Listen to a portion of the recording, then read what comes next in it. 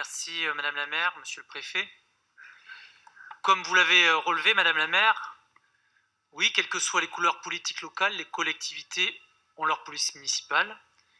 Et oui, vous avez raison, des municipalités communistes ont créé ou maintenu leur police municipale. Et c'est fort de leur expérience et des discussions que j'ai pu avoir avec eux que j'en tire les enseignements suivants. Tous m'ont confirmé que ces créations entraînaient un retrait de l'État dans les missions de sécurité et une augmentation du coût pour leur collectivité. Pour eux, la création d'une police municipale, c'est un constat d'échec, celui de l'État qui n'assume plus sa responsabilité dans une mission régalienne. Aujourd'hui, ces maires me disent qu'ils n'ont pas augmenté les effectifs, qu'ils ont des missions à minima, s'occupant exclusivement des incivilités sur l'espace public. Aucune mission de sécurité liée à la délinquance. D'ailleurs, des villes ont choisi de désarmer leur police, comme l'a fait récemment le maire communiste de Villejuif, qui a choisi d'orienter ses dépenses sur les politiques de prévention. Par contre, Madame la maire, l'ensemble des maires communistes revendiquent d'abord une augmentation des effectifs de police nationale et le retour à une véritable police de proximité. Nous-mêmes, nous avions débattu en février 2019 et nous avions adopté un vœu des présidents de groupe de la majorité qui demandait le renforcement des moyens de la police nationale à Paris, le déploiement de la police de sécurité du quotidien, en particulier dans les arrondissements populaires qui en ont le plus besoin, la contractualisation des engagements de l'État en la matière avec la ville de Paris, en s'engageant de façon pluriannuelle sur les effectifs de police dans les commissariats. Qu'en est-il aujourd'hui de ce vœu?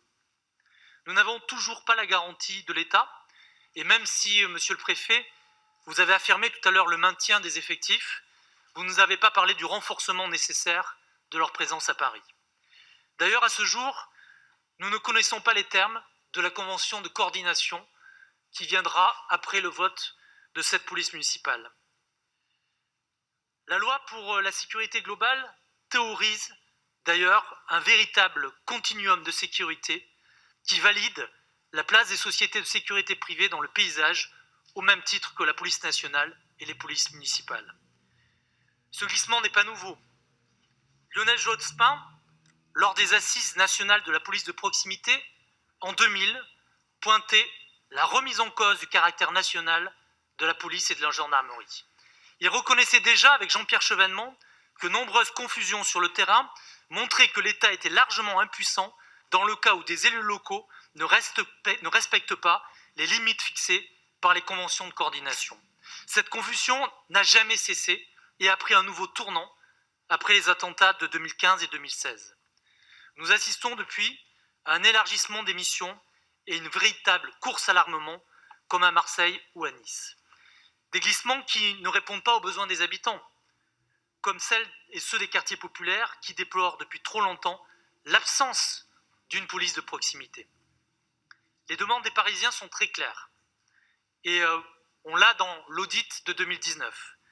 Ils mettent en tête les incivilités et la saleté, puis les incivilités dans les transports, puis les agressions verbales, puis les phénomènes de bande, le trafic de drogue et les agressions physiques, le harcèlement sexiste, les agressions sexuelles et enfin les vols. Peut-on nous dire sincèrement combien de ces sujets seraient de la compétence d'une police municipale? C'est vrai pour la verbalisation des incivilités et les nuisances sonores, mais sur tous les autres points, c'est la compétence de la police nationale ou de la brigade de sécurité dans les transports. La conclusion de l'audit de 2019 est sans équivoque. À droit constant, prérogatives et moyens constants, il est possible d'améliorer significativement la qualité du service rendu aux Parisiens avec une plus grande polyvalence des agents sans remettre en cause leur statut. Une fusion des statuts à moyen terme pour faire des ISVP, des agents de la police judiciaire adjoints, permettrait une plus grande souplesse et une efficacité accrue sans remise en cause des personnels des administrations parisiennes. En vrai, c'est un renforcement de la DPSP avec comme boussole la médiation, la prévention, la lutte contre le racisme, contre la xénophobie, l'antisémitisme, l'homophobie, s'attaquer aux racines du mal, c'est-à-dire d'abord la pauvreté, la déscolarisation, le non-accompagnement des mineurs isolés. Voilà, Madame la maire, vous l'avez compris, notre boussole, ce sont les politiques de prévention, de jeunesse, de santé qui sont des volets incontournables si nous voulons répondre aux attentes des Parisiens. Je vous remercie. Merci, Monsieur le Président. Je donne la